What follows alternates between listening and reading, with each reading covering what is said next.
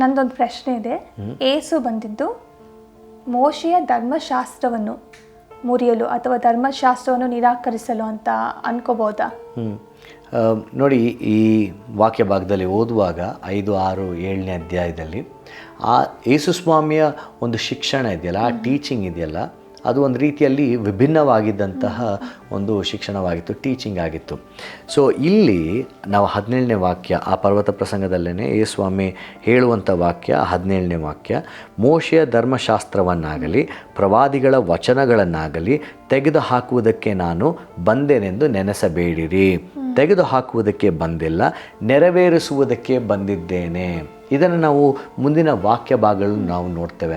ಅಂದರೆ ನಿಮಗೆ ಇದನ್ನು ಹೇಳಿತ್ತು, ಇದನ್ನು ನೀವು ಕೇಳಿದ್ರಿ, ಇದನ್ನು ನೀವು ಮಾಡಿದ್ರಿ, ಆದರೆ ನಾನು ಹೇಳೋದೇನು ಅಂದರೆ, ಮೋಶೆ ಕೆಲವೊಂದು ನಿಬಂಧನೆಗಳನ್ನು ಕೊಟ್ಟಾಗ, ಕೆಲವೊಂದು ಆಜ್ಞೆಗಳನ್ನು ಕೊಟ್ಟಾಗ, ಆ ಆಜ್ಞೆಗಳಿಗೆ ಸಂಪೂರ್ಣವಾದ ಅರ್ಥವನ್ನು ನಾವು ಯೇಸುವಿನ ಪರ್ವತ ಪ್ರಸಂಗದಲ್ಲಿ ನಾವು ತಿಳಿದುಕೊಳ್ತೇವೆ. ಅಲ್ಲಿಗೆ ಮೋಶೆಯ ಧರ್ಮಶಾಸ್ತ್ರವನ್ನು ಅಳಿಸುವುದಕ್ಕೆ ಅಥವಾ ಅದನ್ನು ಸಂಪೂರ್ಣವಾಗಿ ಬದಲು ಮಾಡುವುದಕ್ಕೆ ಬರಲಿಲ್ಲ, ಬದಲಾಗಿ ನೆರವೇರಿಸುವುದಕ್ಕೆ ಸ್ವಾಮಿ ಬಂದಂಥದ್ದು.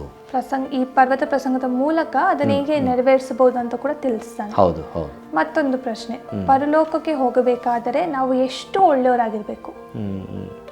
ನೋಡಿ, ಇದು ಸಾಮಾನ್ಯವಾಗಿ ಎಲ್ಲರಲ್ಲಿಯೂ ಇರುವಂತಹ ಒಂದು ಪ್ರಶ್ನೆ. ಈಗ ನಾನು ಪರಲೋಕಕ್ಕೆ ಹೋಗಬೇಕು, ಇದು ಬಹಳ ಮುಖ್ಯವಾದ ಪ್ರಶ್ನೆ. ಕಾರಣ ಇಷ್ಟೇ, ಪ್ರತಿಯೊಬ್ಬರು ತಾವು ಈ ಲೌಕಿಕ ಜೀವಿತ ಮುಗಿಸಿದ ನಂತರ ನಾನು ಪರಲೋಕಕ್ಕೆ ಅಥವಾ ಸ್ವರ್ಗಕ್ಕೆ ಹೋಗಬೇಕು ಎಂಬುದಾಗಿ ಭಾವಿಸ್ತೇನೆ. ಆದರೆ ಒಂದು ತಪ್ಪರ್ಥ ನಾವು ಮಾಡಿಕೊಳ್ಳುವಂಥದ್ದು, ಪರಲೋಕಕ್ಕೆ ಹೋಗಬೇಕಾದರೆ ನಾನು ಒಳ್ಳೆಯವನಾಗಿದ್ದರೆ ಸಾಕಾ? ಇಲ್ಲಿ ನಾವು ಮತ್ತಾಯನ ಸುವಾರ್ತೆ 5ನೇ ಅಧ್ಯಾಯ 20ನೇ ವಚನದಲ್ಲಿ ನಾವು ನೋಡಿಕೊಳ್ಳುವಾಗ, ನಿಮ್ಮ ನೀತಿಯು ಶಾಸ್ತ್ರಿಗಳ ಮತ್ತು ಫರಿಸಾಯರ ನೀತಿಗಿಂತಲೂ ಹೆಚ್ಚಿನದಾಗದಿದ್ದರೆ ನೀವು ಪರಲೋಕ ರಾಜ್ಯದಲ್ಲಿ ಸೇರಲಾರಿರಿ. ಅಂದರೆ ಆಗಿನ ಧರ್ಮಗುರುಗಳು ಅಥವಾ ಆ ಯಹೂದ್ಯರಲ್ಲಿ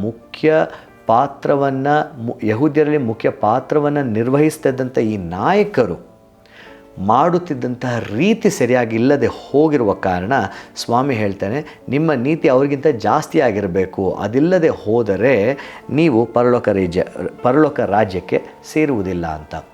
ಆದರೆ ಇಲ್ಲಿ ನಾವು ಮತ್ತೊಂದು ವಿಷಯ ಅರ್ಥ ಮಾಡ್ಕೊಳ್ಬೇಕಾಗಿರುವುದು, ಈ ಪರಲೋಕ ರಾಜ್ಯಕ್ಕೆ ಹೋಗುವಂಥದ್ದು ನನ್ನ ನಿಮ್ಮ ಒಳ್ಳೆ ಕೆಲಸದಿಂದಲ್ಲ. ಇದು ಒಳ್ಳೆಯ ಕೆಲಸದಿಂದ ನಮಗೆ ಸಿಗುವಂತಹ ಒಂದು ಬಹುಮಾನ ಅಲ್ಲ.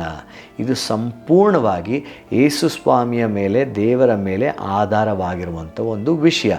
ಇದು ಆತನಿಂದ ನಮಗೆ ಸಿಕ್ಕಿರುವಂಥ ಒಂದು ಉಡುಗೊರೆ ಎಂಬುದಾಗಿ ಹೇಳ್ಬೋದು. ಅದು ಆತನ ಕೈಯಲ್ಲಿದೆ. ನಾವು ಪರಲೋಕಕ್ಕೆ ಹೋಗಬೇಕಾ ಬೇಡವಾ, ಅದು ದೇವರು ನಮಗೆ ನಿರ್ಧಾರ ಮಾಡುವಾತನಾಗಿರ್ತಾನೆ. ಆತನ ಮೂಲಕ ನಮ್ಮ ಜೀವಿತಗಳು ಮುಂದೆ ಇರುವಂಥ ಒಂದು ದಿನಗಳಲ್ಲಿ ಆತನು ಅದನ್ನು ನಿರ್ಧಾರ ಮಾಡ್ತಾನೆ. ಅಂದರೆ ಏನು?